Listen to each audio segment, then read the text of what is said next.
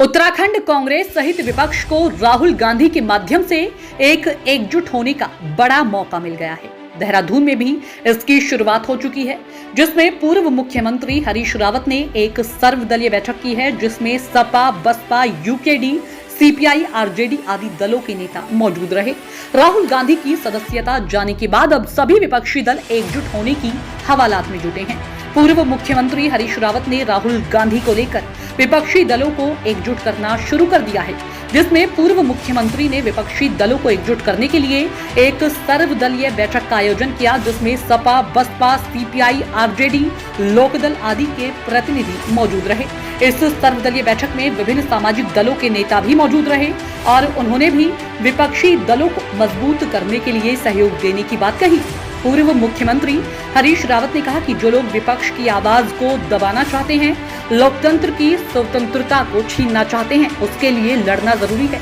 और इसी लड़ाई को लड़ने के लिए राहुल गांधी भी आगे आए थे, जिन्हें कुचलने का काम सत्ताधारी दल के नेता ने किया है। राहुल गांधी के जरिए विपक्ष की सभी पार्टियां एकजुट होना तो चाहती हैं, लेकिन सबकी अलग अलग विचारधारा रही है। सवाल यह है कि क्या सभी पार्टियां एक मंच पर आकर सत्ता पर काबिज भाजपा को आने वाले चुनाव में शिकस्त दे पाएंगी या फिर आपसी खींचतान में ही बिखर जाएगी।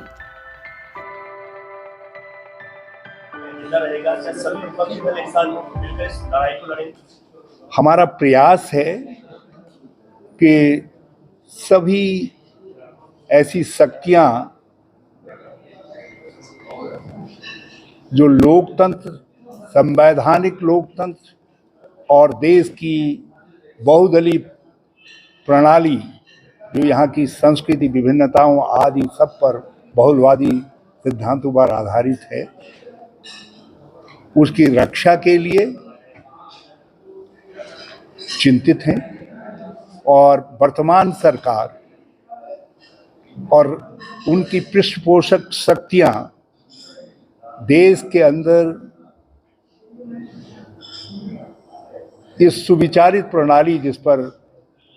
भारत की आज़ादी की लड़ाई लड़ी गई और जो आगे बढ़ती गई, उसको समाप्त करना चाहते हैं। और उस दिशा में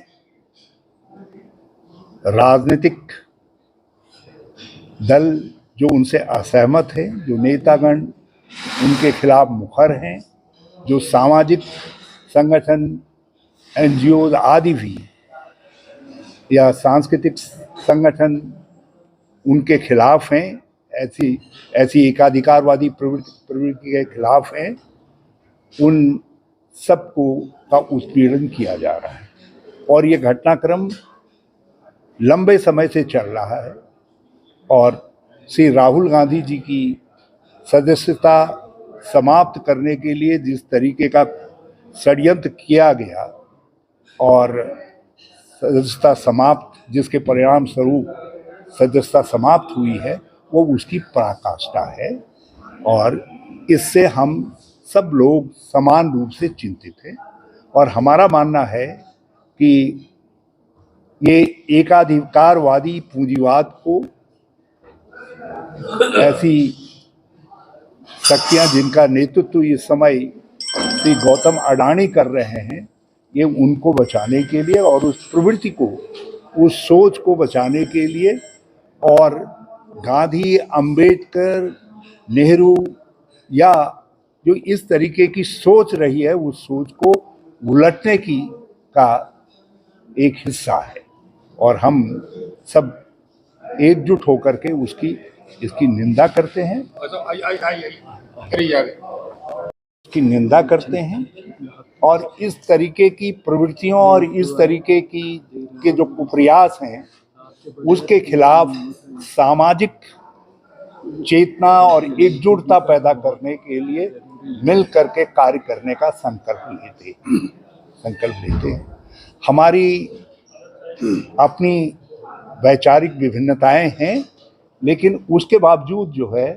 हम इस मामले में जहाँ संविधान, संवैधानिक लोकतंत्र और बहुदलीय प्रणाली को बचाने का सवाल है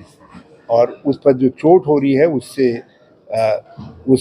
उस चोट का विरोध करने का सवाल है, उसमें हम सब लोग एक मत हैं, एक राय। विधिवत तरीके से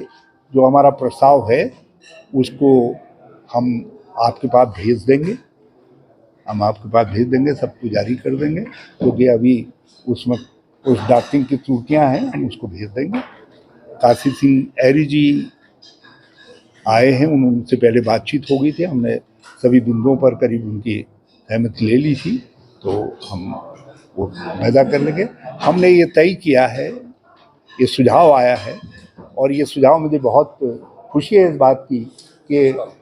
हमारे गांधीवादी संगठनों और दूसरे जो सामाजिक संगठन हैं, जो महिलाओं और दूसरे वर्गों के संरक्षण के लिए काम कर रहे हैं, उन सब की तरफ से आया है कि बाबा साहब भीमराव अंबेडकर संविधान के भी और लोकतंत्र के भी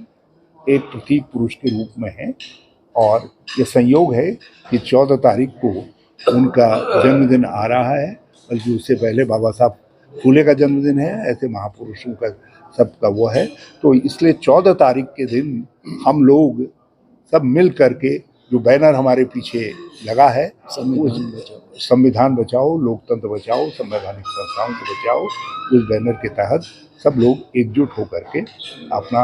विरोध जारी करेंगे और जन संघर्ष को आगे बढ़ाएंगे। और जिन लोगों तक हम नहीं पहुंच पाए हैं, हम सब लोग सामूहिक रूप से उन तक पहुंचेंगे, और इस लोकतंत्र बचाने के अभियान को सब लोग अपनी अलग